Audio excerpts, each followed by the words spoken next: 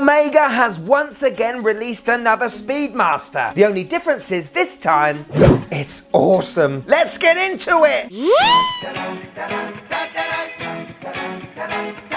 Yes, and welcome to the Mad Watch Collector Show. Today it's another beauty from a series I like to call Buying at BQ. Yes, over the past months, I've been raiding the BQ Watches vault, trying to find absolute bangers. Well, first of all, I'd like to see, but second of all, feel you should see as well. And with a 5 out of 5 rating on Trustpilot, there, if you're interested in buying or selling your luxury watch, there really is no better place to do it than BQ. Now today, well, we're looking at a Omega. And yes, surprise, surprise, Omega's done another Speedmaster. However, I think this one is pretty awesome. Now with the Speedmaster, if you're a little bit like me, like I was, who didn't have a clue which Speedmaster was available at the time, today's your lucky day, because not only am I going to show you the new first Omega in space Speedmaster, but I'm going to compare it to a Speedmaster Professional. So if any of you are out there looking to buy a Speedmaster, well, at the end of today's show, you're going to know exactly which one you're going to get.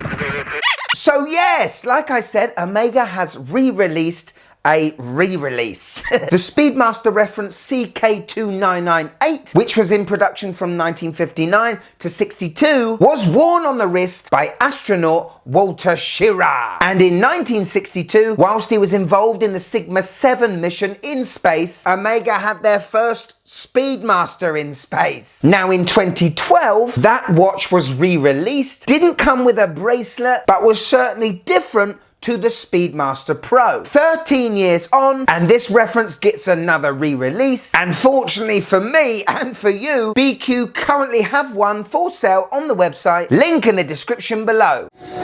So with this release, what have they changed from 2012? And why would you buy a first Omega in space over a Speedmaster Professional Moon watch? Plus, what does the wife think? Are you Speedmaster ready? Let's go. So, ladies and gentlemen, here we are, the 310.30.40.50.06.001 or FoIS, FoIS. And look at it, you can already tell that Omega has gone with a vintage aesthetic here, haven't they? Some people may be turned off straight away with the faux patina. Not me, I'm absolutely loving it. And look at that dial. It's not black, it's not grey, it's not blue, it's everything. And it's a great nod to old Speedmasters in the past. Now, the Speedmaster Pro has a lot of characteristics and features that make it a Speedmaster Professional. Before the mid-60s, this watch was a little bit more straighter, a bit more simplified, and the watch was a more, I don't know, a racing chronograph than it was a space chronograph. The lugs are very straight and quite long. It's also very shiny. There's a lot of polishing on this watch, completely opposite to the Speedmaster Pro. This reference has a very symmetrical case, and the chronograph pushers and crown just stick out a mile, which really adds to its vintage look. I think they nailed this one, honestly. It's a little bit blingy at first sight, but first impressions, Omega, you've made a beauty. Apart from the meat and 2 veg at 12 o'clock, like all your Speedmasters. It's a bit weird, but not many people seem to talk about it. Quick spec check! Right, so this is 39.7 millimeters in diameter. Very wearable for a lot of wrists, which is fantastic. This is because of the slender case, and the tachymeter bezel protrudes over the case, which again makes it look very tiny in comparison to the Speedy Pro. More about that later. It's 13.4 millimeters thick, 48 millimeters lug to lug, but a hugely disappointing 19mm lug width. What the heck, Omega? Predominantly, the Speedmasters have all had a 20mm strap width, but again, just shaving that millimeter off makes this watch look smaller. It really does. Very annoying for anyone that has a lot of straps that would like to pair it with this beauty. However, spoiler alert, the bracelet's pretty good, so you're lucky. What do you expect for $7 grand? Yeah. Now, Omega have done domed sapphire crystals in the past, but this, wow, this is an actual work of art. I thought it was Hesselite to start with when I first saw this, because I didn't think anyone could make a dome that domey out of sapphire, you know, but crikey, that is unbelievable. And for anyone that likes a little Easter egg or a little something special, take a look at the macro footage in the middle of that sapphire. You've got a lovely Omega logo etched in there. That's cool. And with no screw down crown, the pushers aren't screwed in, and yet we do have a screw-in case back. This watch is only 50 meters of water resistance. Anyway, let's take a look at that case back. And this is not your normal Speedmaster hippocampus etching. It's more reminiscent to that CK2998. And I do love the touch of October the 3rd, 1962, the first Omega in space. I really like that. Another little nod to the old Speedmasters. Take a look at the dot over 90 on the tachymeter insert. Omega enthusiasts get a bit excited over that. Onto the bracelet, and it is very reminiscent to the 1960s. Flat small links articulate so well and make it such a comfy fit on your wrist. Solid links, solid end links. The links are screwed. And another reason why this watch does feel a lot smaller than the Speedmaster Pro, from the 19mm lug width, it tapers down to 14. Anyway, we got a lovely double deployant clasp. It's milled, and I really do appreciate the engineering work of that extra 3mm on the fly adjustment. Good touch. Okay, let's look at the face. Dial time.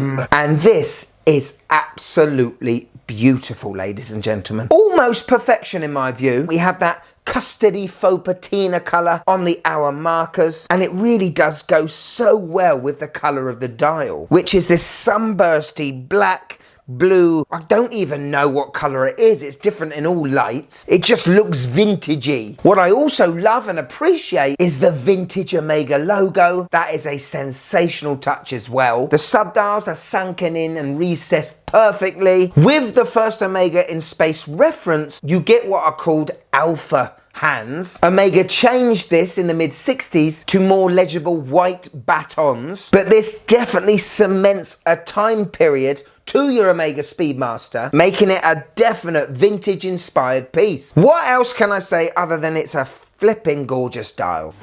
Right, we've got Lume on the hands. Well, I say Lume, there's not a lot of it on these alpha hands. There's a lot of stainless steel, but we have Lume on the hour markers. Out of 10, how much does this puppy glow?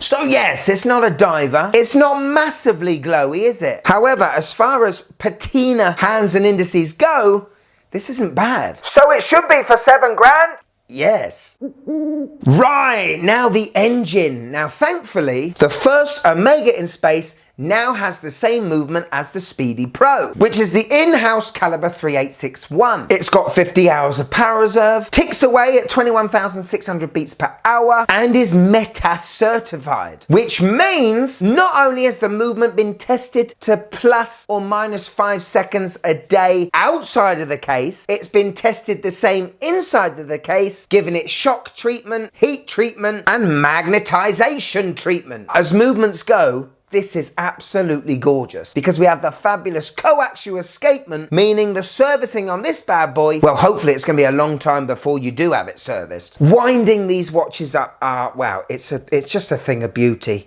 Ah, it's lovely. It is gorgeous. Pull the crown out once. No date, remember. All hands stop. Set your time. Push your crown back in. Bob's your uncle. When it comes to the chronograph, wow, I mean, have a listen to this. ASMR, eat your heart out.